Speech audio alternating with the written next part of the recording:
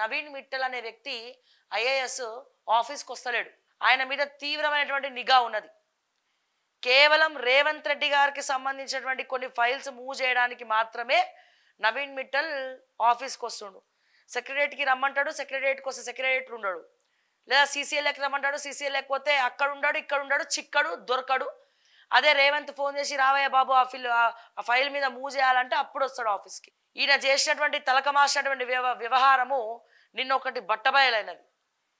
నవీన్ మిట్టల్ సాక్షిగా బట్టబయలైంది. జనరల్గా నవీన్ మిట్టల్ చాలా చాలా అంటే చాలా తెలివైనోడు.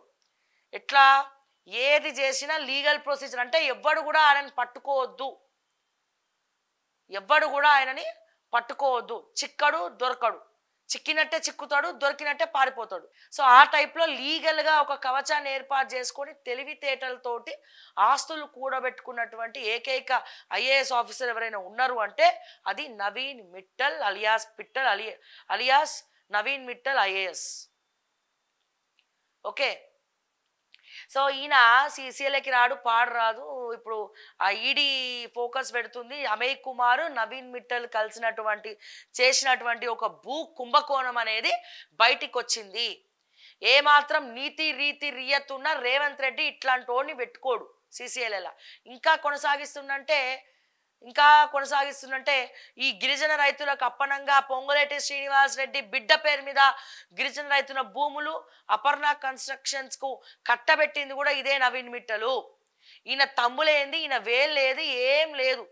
ఏదో ఒక రోజు ఆ వేలుని కూడా ఎవడో ఒకటి నరుక్కుంటా పోతాడు. ఇక ఇట్లనే వేసుకుంటా పోతే తంబు ఉంది కదా అని చెప్పి తంబేసుకుంటా పోతే, డాక్యుమెంట్స్ మార్చుకుంటా పోతే ఈ దొర ముందు విపత్కర పరిస్థితులు ఎదుర్కోవాల్సినటువంటి అవసరం ఉన్నది. అండ్ ఇతను లాబియింగ్ చేసుకుంటున్నాడు. పిఎంఓలో నవీన్ మిట్టల్ అనే వ్యక్తి బీజేపీ తోటి కుమ్మక్కయి లాబియింగ్ చేసుకుంటున్నాడు. ఎందుకంటే ఇక తెలంగాణలో ఉన్నదంతా దోచుకున్నా, మొత్తం దోచి పడేసిన, నా మీద కేసులు అయ్యే వరకు ఇంకా 5 సంవత్సరాల సర్వీస్ నాకున్నది. ఈ 5 సంవత్సరాల సర్వీస్లో నేను ఈ రాష్ట్రం వదిలి పారిపోవాలి. ఢిల్లీ సాక్షిగా లాబియింగ్ చేసుకొని ఢిల్లీలో గవర్నమెంట్ ఆఫ్ ఇండియాలో ట్రాన్స్ఫర్ చేసుకోవడం కోసమని నవీన్ మిట్టల్ లాబియింగ్ చేసుకుంటున్నాడు ఢిల్లీ సాక్షిగా. ఆయన ఉంటలేడు ఆఫీసులలో, మీరు అబ్జర్వ్ చేయండి కావాలంటే. చాలా టెన్షన్లు ఉన్నాడు. దానికి తోడు అమయ్ కుమార్ నవీన్ మిట్టల్ కలిసి చేసినటువంటి వ్యవహారము బయటికి వచ్చింది. సో నేను చేస్తా స్పెషల్ స్టోరీ దాని మీద. సో ఇట్లా ఈ నార్సింగ్ దగ్గరలో ఎక్కడనో వీళ్ళిద్దరు కలిసి చేసింది. సో దీంట్లో ఇన్వెస్టిగేషన్ ప్రాసెస్ కూడా రెడీ అవుతుంది. ఈ శివధర్ రెడ్డి గారు లాంటి వాళ్ళు ఇంటెలిజెన్స్ వాటి మీద నిఘాలు పెట్టారు, ఐఏఎస్ల మీద నిఘాలు పెట్టారు, తప్పు చేసిన వాటి మీద నిఘాలు పెట్టారు. మాలాంటి తుప్పు వదిలించే వాళ్ళ మీద మాత్రం నిఘాలు బరాబర్ పెడతారు. ఏం పాపం చేసినామండి మేము మీ నిజాలు బయట పెట్టడం కాకపోతే? రేవంత్ రెడ్డికి దమ్ము ఉంటే, సవాల్ ఇసురుతున్నా, రేవంత్ రెడ్డి గారికి దమ్ము ఉంటే, ధైర్యం ఉంటే నవీన్ మిట్టల్ని పీకి అవతల వాడే చెప్తా. మన రెవెన్యూలోకి వెళ్ళి తీసి అవతల వాడే దమ్ము ఉంటే ఆ పని చేయ రేవంత్ అన్న, నేను ఒప్పుకుంటా. ఎస్, రేవంత్ ఈజ్ హీరో అని ఒప్పుకుంటా. ఆల్రెడీ నీ ఫైల్ కూడా మూవ్ చేసుకుంటున్నావు కదా. ఇప్పుడు నవీన్ మిట్టల్ అనే దొంగను ఎందుకు పక్కన పెట్టుకున్నారు? మీ ఫైలు మూవ్ చేయనీకి.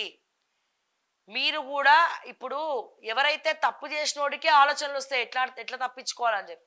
సో మీకు సంబంధించినటువంటి రెవెన్యూ మ్యాటర్స్ ఫైల్స్ కూడా మూవ్ చేయాలి.